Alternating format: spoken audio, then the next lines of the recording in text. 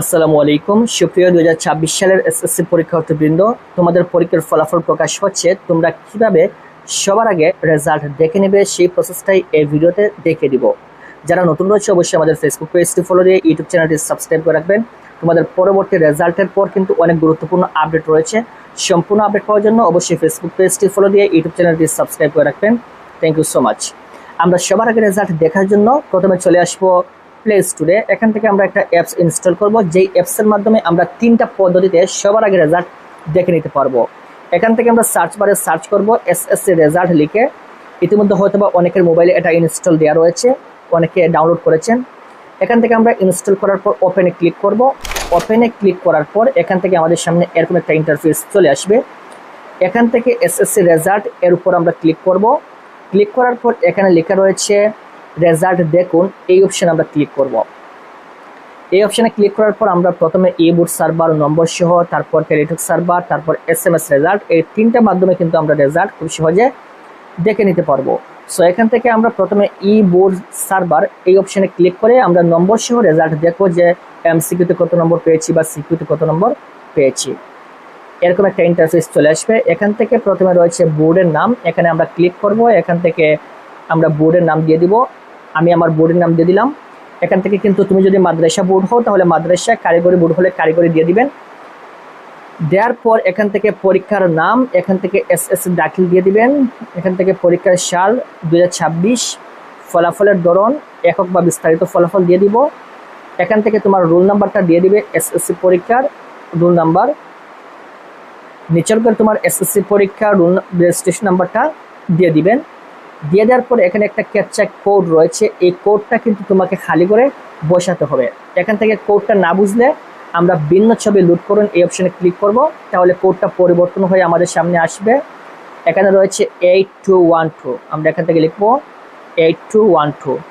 তারপর ফলাফল দেখুন যে অপশন রয়েছে, আমরা এই অপশানে ক্লিক করব এবং ক্লিক করার সাথে সাথে কিন্তু রেজাল্ট মার্কশিট সহ খুব সহজে চলে আসবে।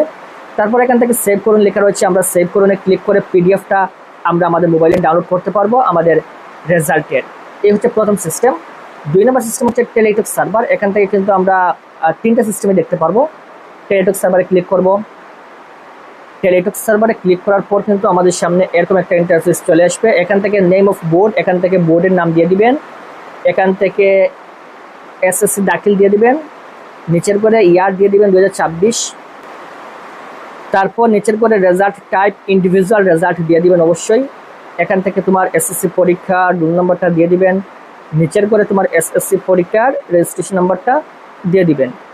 এরপর এখান থেকে একটা ক্যাপচা কোড রয়েছে, এটা না বুঝলে click to load another image এই অপশনে ক্লিক করবেন। এখন কিন্তু বোঝা যাচ্ছে 2237, এটা আমরা এই করে বসিয়ে দিব 2237। বসিয়ে দেওয়ার পর এখান থেকে ভিউ রেজাল্ট লেখা রয়েছে, এই অপশানে আমরা ক্লিক করব এবং ভিউ রেজাল্টে ক্লিক করার সাথে সাথে কিন্তু রেজাল্ট খুব সহজে আমাদের সামনে চলে আসবে। এবং এখান থেকে সেভ করুন বাটনে ক্লিক করে কিন্তু আমরা এখান থেকে পিডিএফটা সেভ করে নিতে পারবো। 3 নম্বর যে সিস্টেম, এটা হচ্ছে এসএমএস রেজাল্ট। আমরা যদি ওয়েবসাইটের মাধ্যমে রেজাল্ট দেখতে না পারি, একসঙ্গে অনেকেই কিন্তু এই মুহূর্তে ট্রাই করবে, যার কারণে হয়তো বা ওয়েবসাইট বিজি থাকতে পারে এবং ওয়েবসাইটে রেজাল্ট দেখা নাও যেতে পারে। তখন আমরা এসএমএস রেজাল্ট এই অপশানে ক্লিক করে এসএমএস এর মাধ্যমে প্রাথমিকভাবে রেজাল্টটা দেখে নিব। এখান থেকে প্রথমে এসএসসি, তারপর বোর্ডের নাম এখান থেকে সিলেক্ট করবেন, পরীক্ষার সাল 2026।